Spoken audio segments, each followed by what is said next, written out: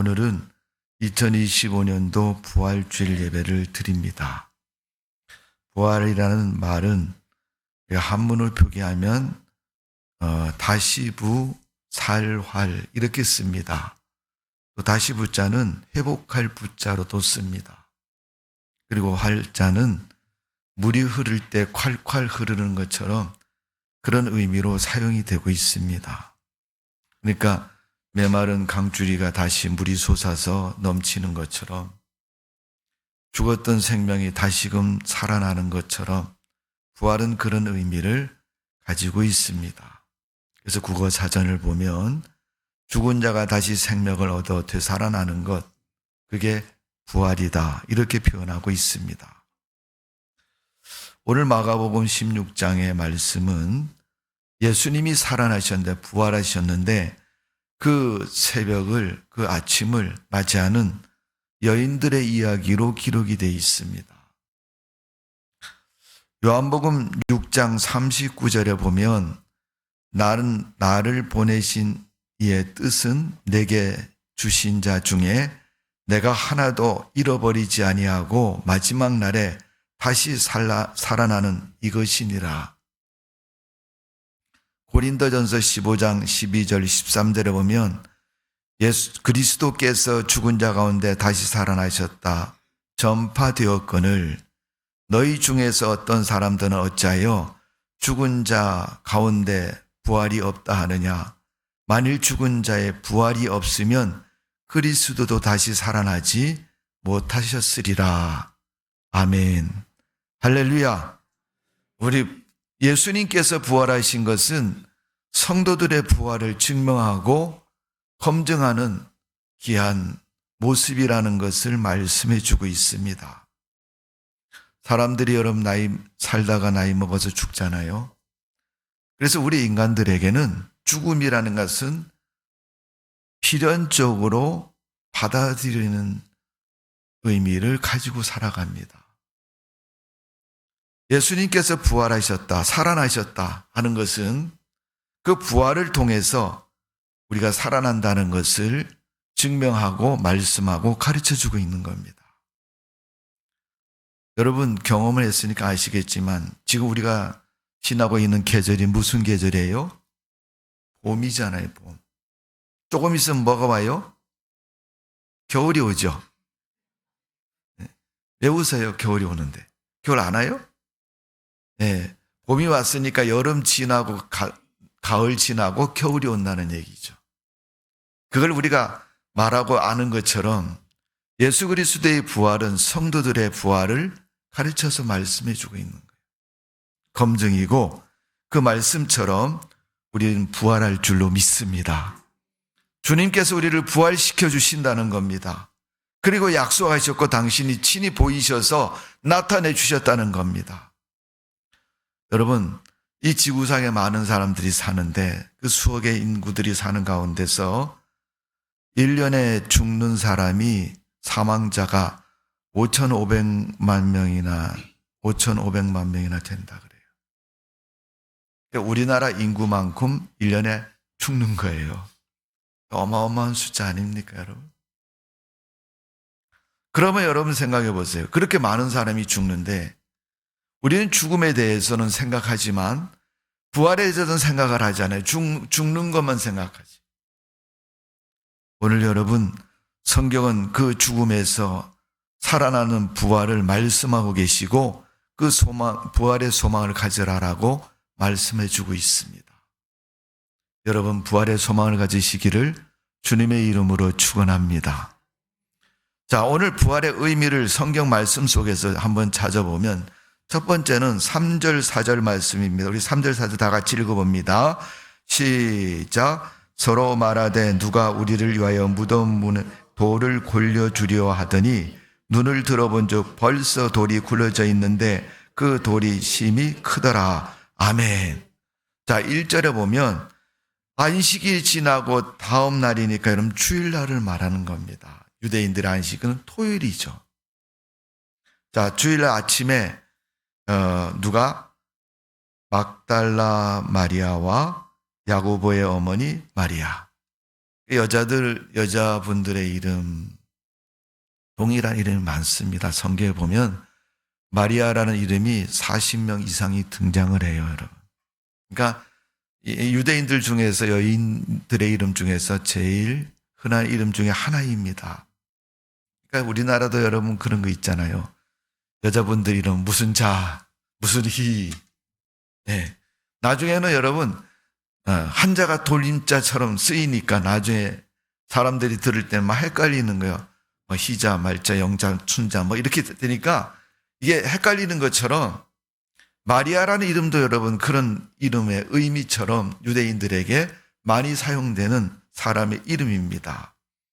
그래서 앞에 있는 마리아는 막달라 마리아라고 얘기했어요. 막달라라는 말은 흔히 이름 앞에 있는 붙는 이름 앞에 붙는 이름은 호칭은 마을 이름, 출신 이름입니다. 그러니까 예수님의 12제자 중에서도 유다라는 이름이 둘이 나오니까 가론 유다라고 쓰잖아요, 여러분. 예수님을 판 사람을. 가롯이라는 지방에서 태어난 유다를 말하는 겁니다.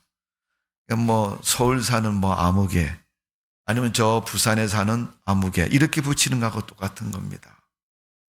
어쨌든 막달라 마리아와 야고보의 어머니, 또 이거 마리아인데 그 마리아는 어떻게 해요? 야고보의 어머니다.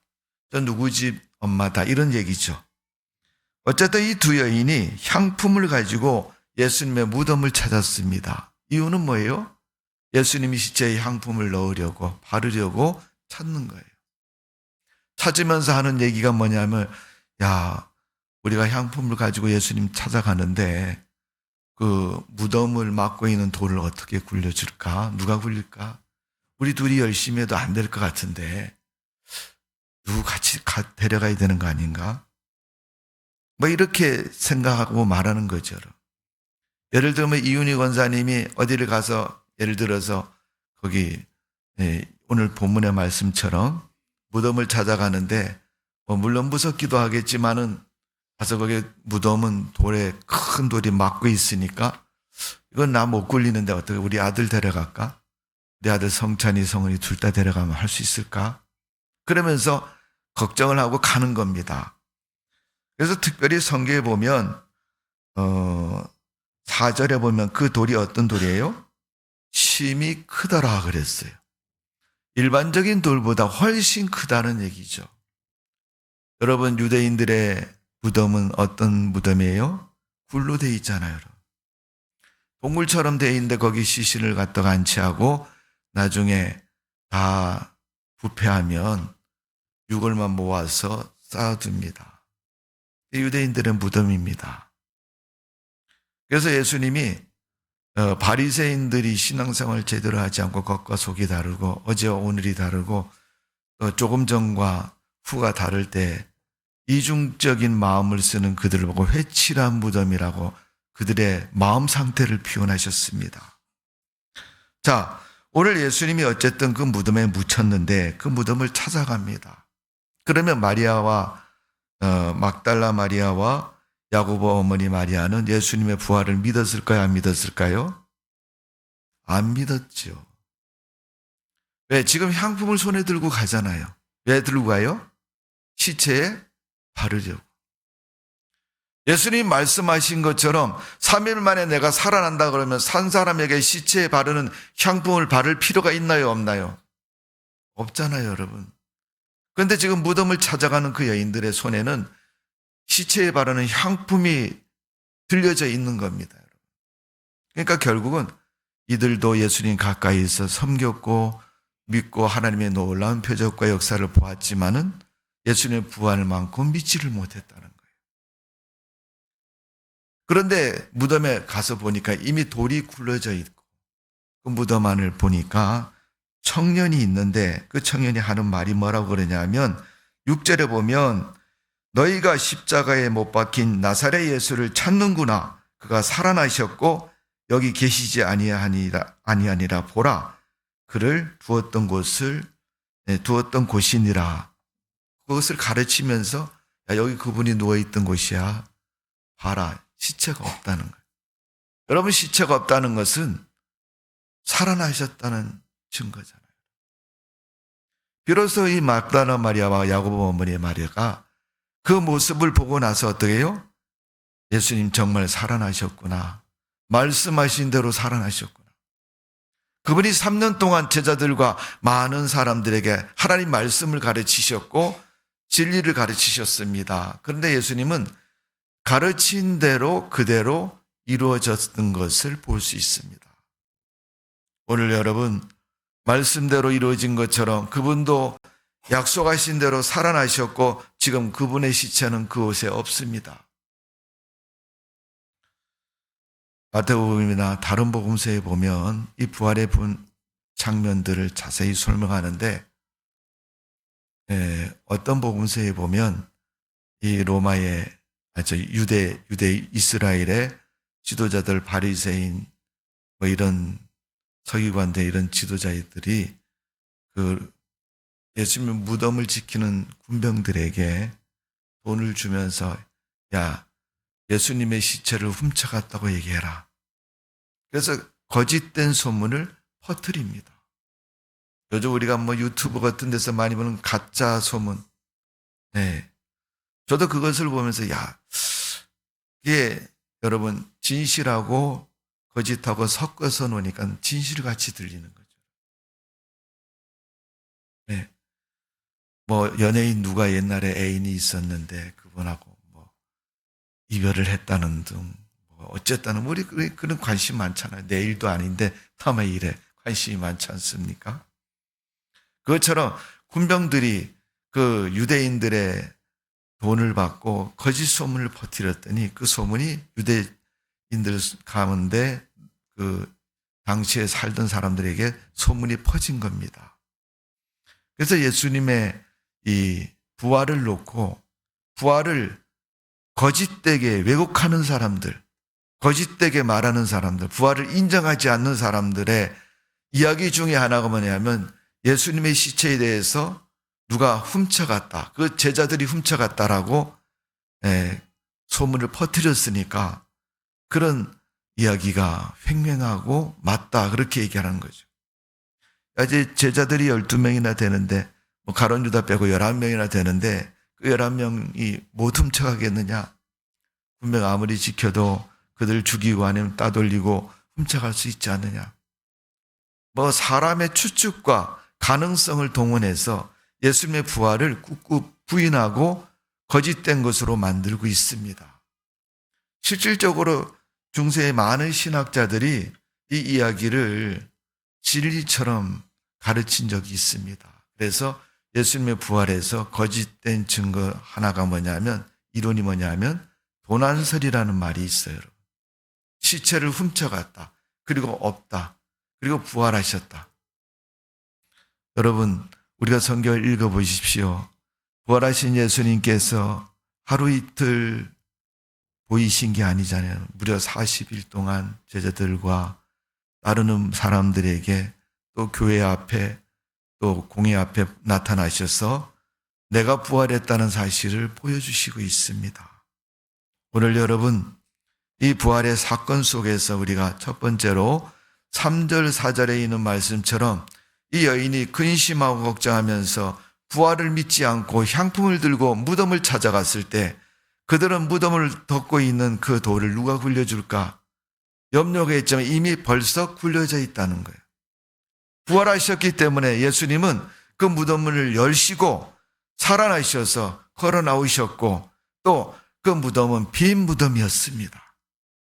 오늘 본문에 있는 5절에 있는 말씀처럼 6절에 있는 말씀처럼 그 증명하는 사람에 의해서 두 여인이 눈으로 확인해 보니까 사실이었다는 겁니다.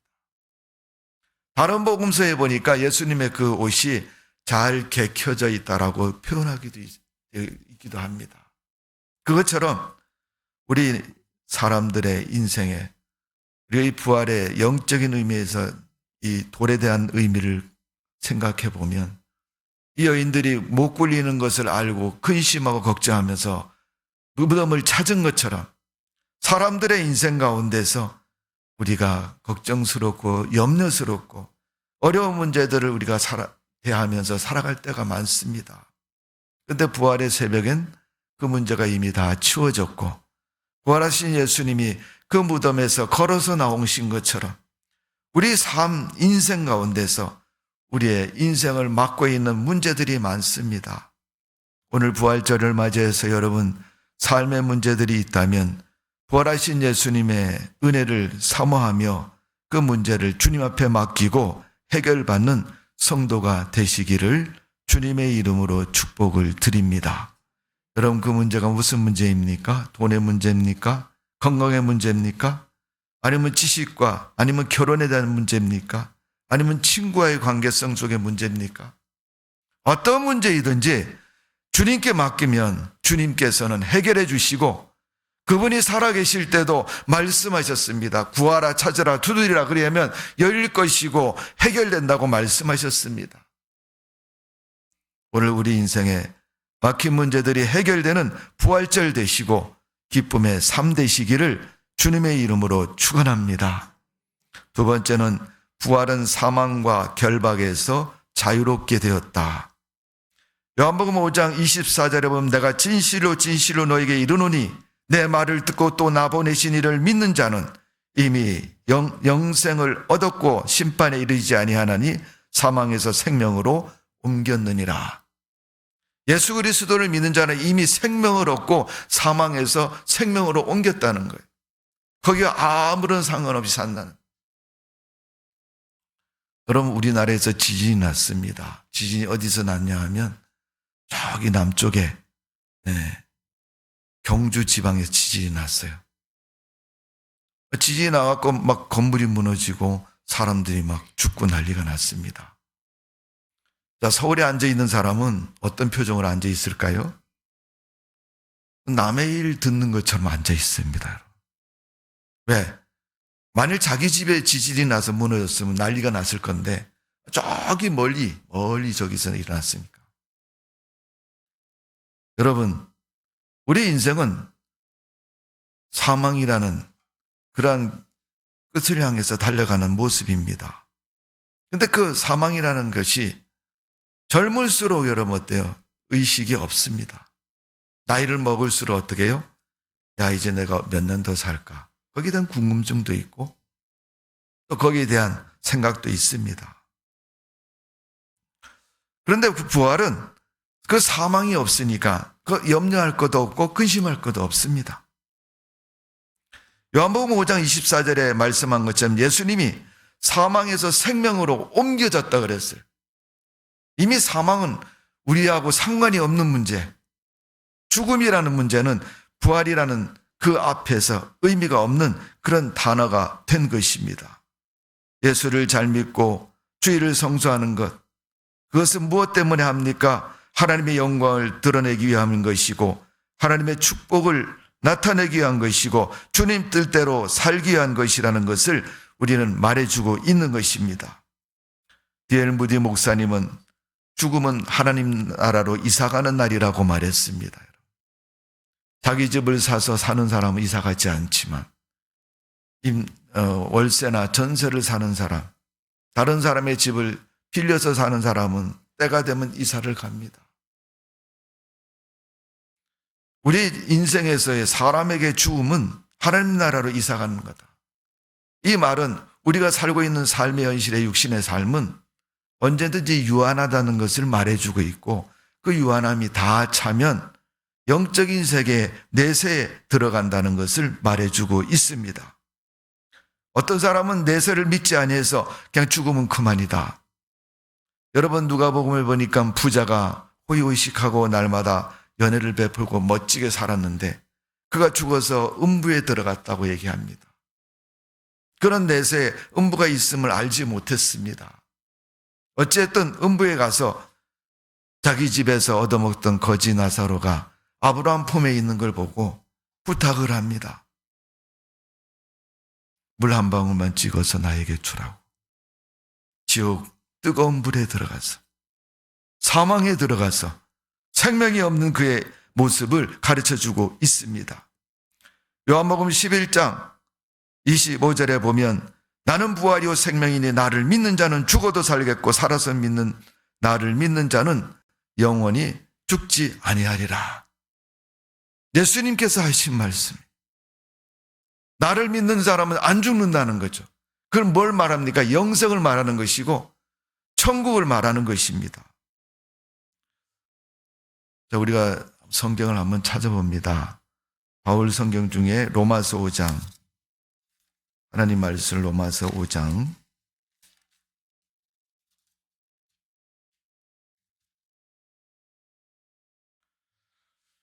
로마서 5장을 한번 크게 읽어봅니다. 우리 로마서 5장 12절을 읽어봅니다. 12절. 신약성경 245면입니다. 시작. 그러므로 한 사람으로 말미암아 죄가 세상에 들어오고 죄로 말미암아 사망이 들어왔나니 이와 같이 이 모든 사람이 죄를 지었으므로 사망이 모든 사람에게 이르렀느니라. 아멘.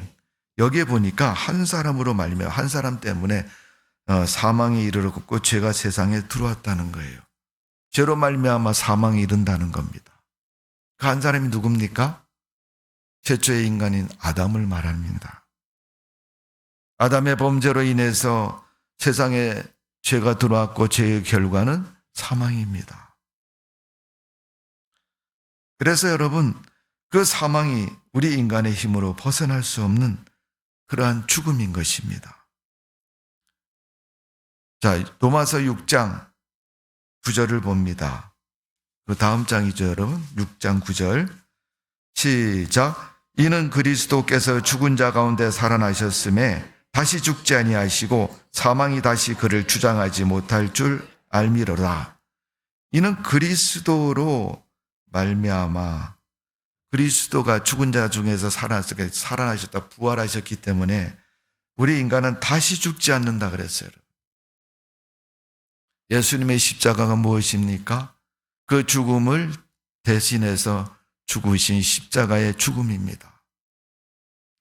이 말씀은 구약성경 이사야 53장에 기록되어 있습니다. 그리고 신약성경 마태복음, 마가복음, 누가복음, 요한복음, 사복음서에 예수님의 행적을 기록한 성경에 기록이 되어 있습니다. 여러분, 4번이나 기록됐다는 것은 거짓일까요? 참일까요? 참일 때는 여러분 강조하잖아요. 맞아. 예수님의 그분의 3년의 공생의 동안을 기록한 그 성경에 성경마다 다 증거하고 말씀하고 있는 거예요. 사도 바울은 로마서 6장 9절에서도 그렇게 말하죠. 이는 그리스도께서 죽은 자 가운데 살아나셨음에 다시 죽지 아니하고 사망이 다시 그를 주장하지 못할 줄 알미라. 우리 인간의 사망, 예수님께서 대속해 주시고 담당해 주셔서 우리에게 영생을 주시고 생명을 주셔서 그 생명 속에 살아가는 줄로 믿습니다. 자, 우리가 다시 한번 그 조금 넘겨서서 6장 13절을 읽어봅니다. 내려가 있어서 13절, 12절, 13절 시작. 그러므로 너희가 죄가 너희 죽을 몸을 배제하지 못하게 하여 몸의 사욕에서 순종하지 말고 또한 너희 지체를 불의의 무기로 주에서 내주지 말고 오직 너희 자신을 죽은 자 가운데서 다시 살아난 자같이 하나님께 드리며 너희 지체를 의의 무기로 하나님께 드리라. 아멘. 우리가 그리스도 때문에 의로운 자가 되고 살아났기 때문에 이제는 저 사망의 모습으로 살지 말고 주님께 드리는 의로운 사람으로, 믿음의 사람으로 살라는 겁니다. 그래서 여러분, 세상에 안 믿는 사람이나 믿는 사람은 똑같이 살지만은 하나님 믿는 사람은 어떻게 살아요? 믿음을 지키고 믿음의 삶을 살아야 됩니다. 그게 하나님께 우리를 드리는 삶의 모습인 거예요.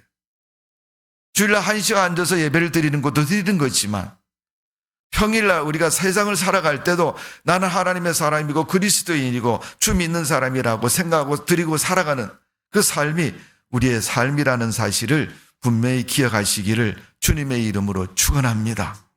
자, 6장 23절, 24절 그 뒤로 넘어가셔서 읽어봅니다. 22장 22절, 23절 시작. 그러나 이제는 너희가 죄로부터 해방되고 하나님의 종이 되어 거룩함에 이르는 열매를 맺으니 그 마지막은 영생이니라. 죄의 삭은 사망이요 하나님의 은사는 그리스도 예수 우리 주 안에 있는 영생이니라. 아멘. 거기서 뭐예요? 마지막이 영생이라는 거예요. 죽지 않는 생명, 그리스도의 생명으로 사는 것. 우리 성도들의 삶은 영생의 삶인 것입니다. 그러기에 생명의 삶인 것이고 부활의 삶이 되는 것입니다.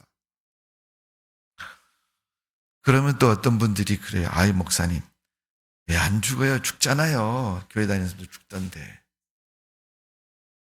여러분, 주님이 말씀하는 죽음은 육의 죽음을 말하는 게 아닙니다. 육의 죽음이 전부가 아닙니다. 내세를 생각하지 않는 사람은 전부라고 여길지 모르지만 우리 사람은 영육간의 존재입니다. 영적인 존재라는 것입니다. 그렇다면 내세를 아셔야 됩니다. 천국은 있습니다.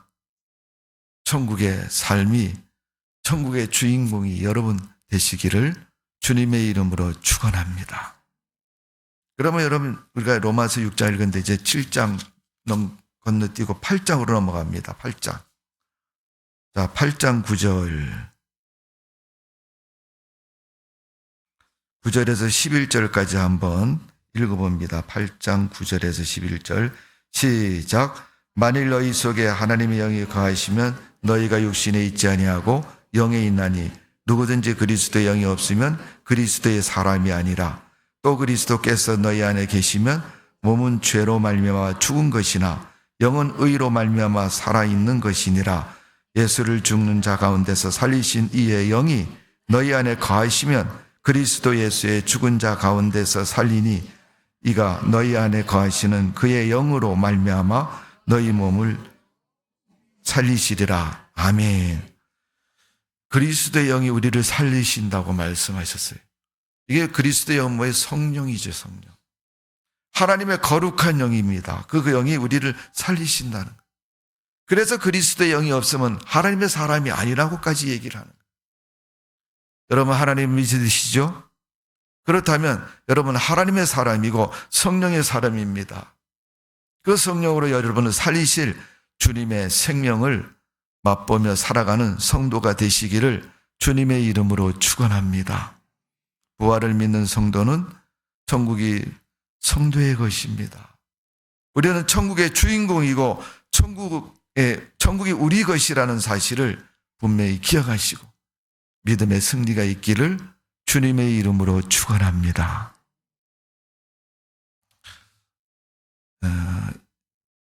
어떤 크리스찬의 이야기 중에 이런 이야기가 있습니다. 꽤 큰 교회에 다니는 분인데 이 분이 병에 걸려서 죽게 됐습니다. 젊은 나이에 40대 중반의 젊은 나이에 이 여자분이 죽게 됐는데 여러분 젊은 나이에 죽은 얼마나 안타깝겠어요. 그것도 40대. 요즘 우리가 100세라고 말하고 있는데 여러분 100세에 비교하면 너무 빨리 돌아가신 거죠. 그러니까 모든 죽음에 대해서 모든 사람들이 다 슬퍼하시. 여러분 장례식장에 가서 여러분 웃을 사람 누가 있습니까? 그분의 아픔이 곧 나의 아픔, 이런 마음으로 서로 위로하고 서로 이렇게 아픔을 나누지 않습니까?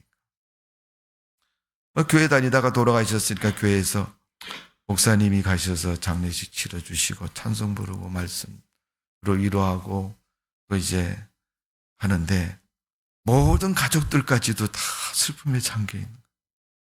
아이고 어떻게 젊은 나이에 이렇게 죽어서 보는 사람마다 찾아오는 사람마다 그의 죽음을 애도하고 슬퍼합니다. 자 이제 날짜가 돼서 이제 발인 예배를 드리는데 그 집사님에게는 두 자녀가 있었습니다. 큰아들, 작은아들. 큰아들은 초등학교 한 6학년쯤 됐고 물론 남편도 40대 젊은 남편이지만 그 아이들이 이제 아직 어려서 제일 큰 아들은 초등학교 한 6학년쯤 되고 그 밑에 녀석은 이제 돌 지난 3살짜리 아이예요. 그런데 그 장례식장에 제일 신난 사람은 이 3살짜리 아이거든. 자기 엄마가 죽었는지 안 죽었는지 몰라. 이게 너무 어려가지고 그냥 사람들이 많이 오니까 자기 집에 사람들이 오니까 얘는 너무 신이 난 거겠어. 거기서 장례식장에 이리 뛰었다 저리 뛰었다 왔다 갔다.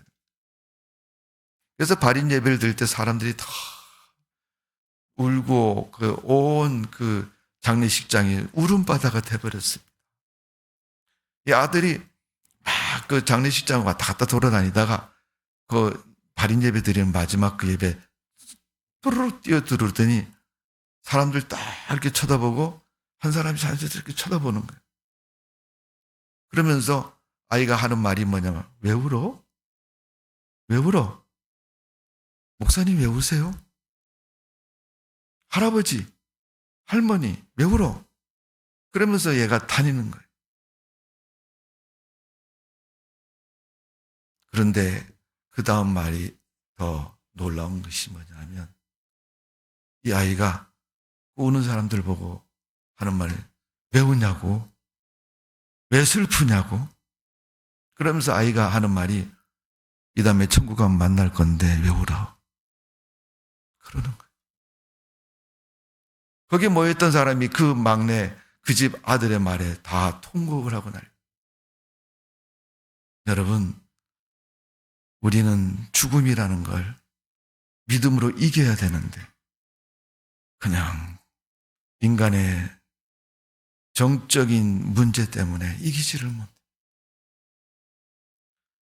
예수님이 이 세상 공생애 동안 일하시다가 마지막 십자가에 달리 돌아가셨지만 그분의 십자가는 우리의 죽음을 담당하시고 우리의 사망을 담당하신 주님의 십자가이십니다. 그 십자가의 은혜로 말미암아 우리를 살리셨고 부활시키셨고 우리에게 생명을 주셨습니다. 이 부활절에 우리 슬픈 마음보다는 부활의 기쁨의 마음을 가지고 살아가는 성도들의 삶이 되시기를 주님의 이름으로 축원합니다. 고린도서 15장에 보면 신령한 몸이라 그랬는데 흙에 썩는 육신의 몸을 신령한 몸으로 바꾸시고 썩지 않는 몸을 바꾸시고 죽지 않는 영생의 생명으로 우리를 부활시키셔서 그 소망으로 살게 해 주신 것이 주님이십니다. 성도 여러분, 이 주님의 부활의 소망을 가지시고 어려움이 있을 때, 여러분 인생에 문제가 있을 때 그 문제를 이기시는 성도의 믿음 되시기를 주님의 이름으로 축원합니다. 이 어린아이의 어둔한 말 한마디처럼 하나님 나라가 만날 것인데 왜 눈물 흘리고 슬퍼하고 있는? 정말 부활을 믿는 사람이라면 주님 나를 살리시는 그 부활을 믿고 믿음으로 승리하는 성도가 되시기를 주님의 이름으로 축원합니다. 기도하겠습니다. 고마우신 하나님, 죽음을 뛰어넘어 생명을 주신 예수님의 그 십자가의 사랑을 다시 한번 생각해 봅니다. 오늘 그 믿음의 사랑으로 살아가는 성도가 되게 해주시고 부활의 소망으로 주님께 영광 돌리는 성도의 믿음 되게 하여 주옵소서. 예수님의 이름으로 기도하옵나이다. 아멘.